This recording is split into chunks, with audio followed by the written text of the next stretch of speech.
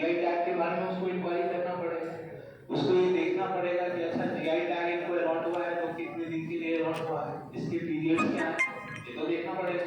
This is called IPR due diligence on the part of Craft Eco, because Craft Eco decide to distribute this items, वो items को distribute करने के लिए और global presence बनाने के लिए क्राफ्ट इको एक स्टार्टअप स्टार्ट, तो उसको ये देखना होगा कि टैग है कि नहीं, इसके पास है तो कितने पीरियड का है तो देखने का नहीं। अगर हम वाई अगर हम इससे एग्रीमेंट कर लेंगे और later on one we going to distribute and other will come before us कि नहीं नहीं ये जो आप इन्फ्लुएंसमेंट है ये इनके पास जो जीआई टैग था वो इतने दिन का था, वो कब का खत्म हो गया, इन्होंने रिन्यूअल एप्लीकेशन डाला ही नहीं, so that this GI tag can not be renewed, तो ये रिन्यू हुआ नहीं है, तो इस नाम से कोई यूज करना तो सही बात नहीं है, तो पोटेंशियल थ्रेट और पोटेंशियल रिस्क उसको हो जाएगा, सो दैट उसका जो बिजनेस है वो स्टेबल रह पाएगा।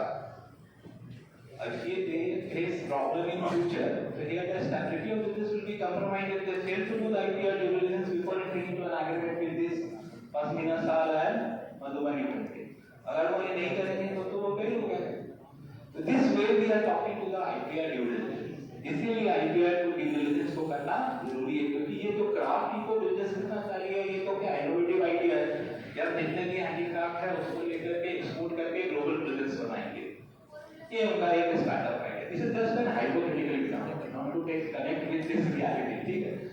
तो ये तो we just try to understand कि आईपीआर ड्यू डिलिजेंस में करते क्या है। तो आईपीआर ड्यू डिलिजेंस में हम लोग मधुबनी पेंटिंग या उसके कहते हैं तो उसको एग्जामिन करते हैं ज्योग्राफिकल इंडिकेशन।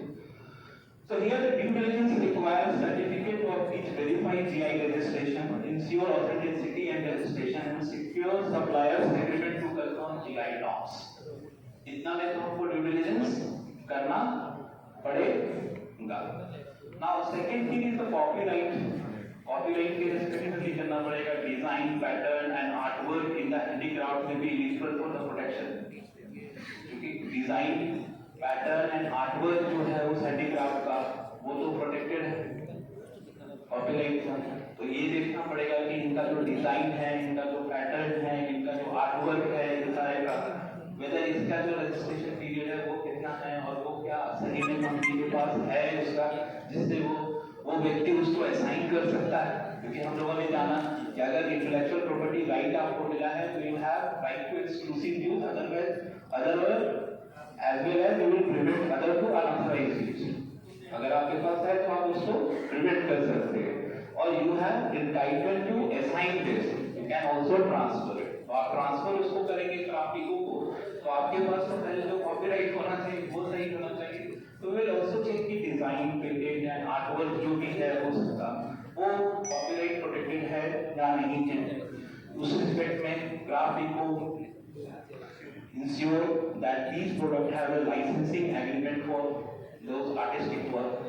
उसके रिस्पेक्ट में वो इंश्योर करेगा कि इसके रिस्पेक्ट में इनके पास जो आर्टिस्टिक वर्क है उसका कंप्लीट लाइसेंसिंग उसके पास है।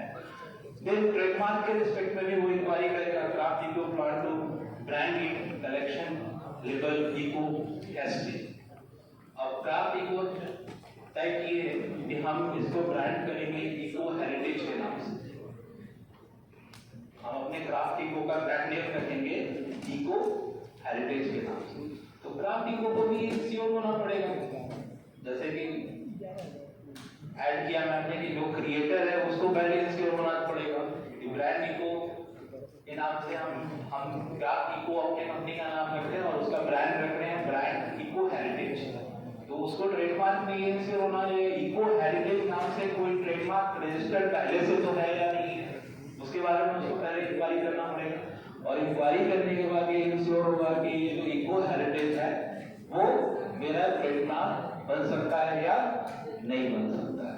तो this way the company itself is the creator of this brand name Eco heritage, तो उसके रिस्पेक्ट में भी वो ड्यू डिलिजेंस कर रही है कि ये ट्रेडमार्क के रूप में रजिस्टर्ड इको हेरिटेज हो सकता है कि नहीं क्राफ्ट इको के लिए। क्लियर?